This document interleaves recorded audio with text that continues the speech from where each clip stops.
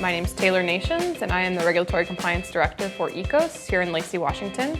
And I've been with the company working in green chemistry for almost 11 years.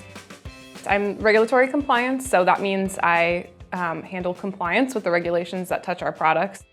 Household cleaning products in the US are not very well federally regulated, so states are developing a lot of their own laws, and so it's a very multi-dimensional landscape. So it really does require that there's a department making sure that we're compliant with everything that's federally required of us, as well as state by state. But what's cool about our company too is that not only are we ensuring that our products are compliant with regulation, but we're also pushing to have further regulation in the cleaning product space. It's really important that government agencies and industry groups push for regulation to make sure that we're creating safe, sustainable products.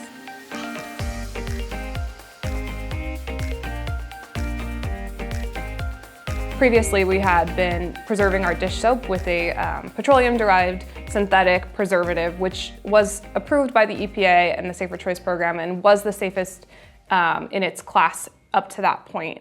But we looked to other industries to see what they were doing because there were some reasons we'd want to get out of using that preservative. So we looked to the personal care industry, and they create things like shampoos, conditioners, body washes, and things like that, and found that they were using a preservative that was not previously really utilized in our industry. And so we looked to them to see if that would be compatible with our formulas.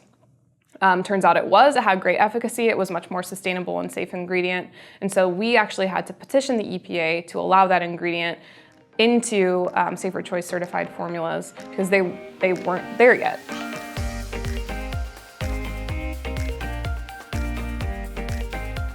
Part of sustainable product design is using as few ingredients as possible, using as little packaging as possible, not adding things that aren't actually contributing to the purpose of the product. So a dye is a good example of that. Like your purple laundry soap doesn't clean better than a non-dyed laundry soap, but that purple dye has its whole manufacturing process. And so like everything you have in a product that doesn't actually serve a purpose just unnecessarily impacts the carbon footprint and sustainability profile of the product.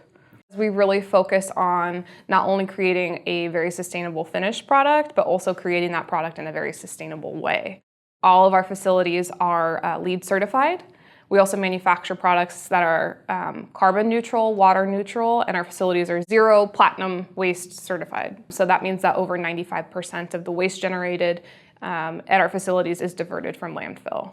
Another big tenet or core value for ECOS is creating sustainable products that are affordable for everyone. So we truly believe that to have the biggest impact, you need to create products that are accessible for everyone. And a lot of times, price can be a barrier to green.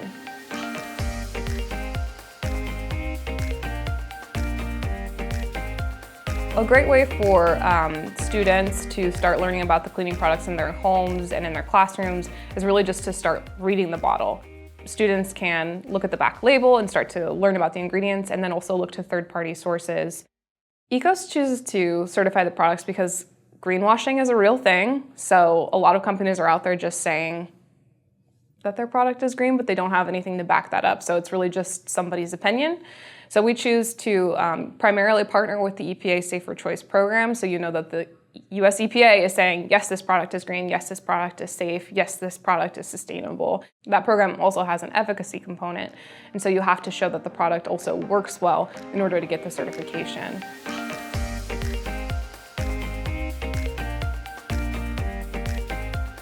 All through school, I went in thinking I wanted to be a nurse. And then as I started taking more science classes, realized oh, hey, I actually really like chemistry. I really like microbiology, and I didn't know that until I was exposed to it. So I did go to college for chemistry, and I knew that I've always been kind of science-minded, but I didn't really know about green chemistry, and I definitely didn't know about laundry soap science until I was working at a laundry soap factory. But that really opened my eyes to the fact that there's a chemist behind almost every single product that you're buying every day. That's when I got excited about just working for a company that's producing something that people are touching every single day, but we're doing it in a way that's not depleting and that is done in a sustainable manner. So I definitely didn't know that I would end up working for a cleaning products brand. Like I had said, I didn't even know that there were chemists working for cleaning products brands. I never thought about it. And so not only was I sort of surprised, or like that wasn't part of the plan. But as I've entered into the company, my role has evolved in so many ways that I didn't expect, or definitely like I didn't have down as like, this is the career trajectory, but I've just been following what's interested to me and being open, and definitely being open to learning new things, and also being willing to try new things that I know I'm not going to be good at, and also being okay with failing a little bit, and learning from those experiences.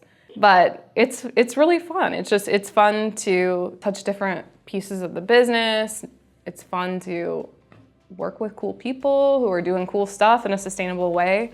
There's a whole ecosystem of people that have to come together in order to create a sustainable product. So it's not just chemists. So I would say to any student out there who's thinks like, no, science isn't my thing, there is still a space for you in sustainable product development and manufacturing. If there's a need in your school, like in your classroom and your workplace that's not being met, to raise your hand and say, yeah, like I'll learn to do that. One, it's just like a nice thing to do, but also it exposes you to things that you may not be aware of.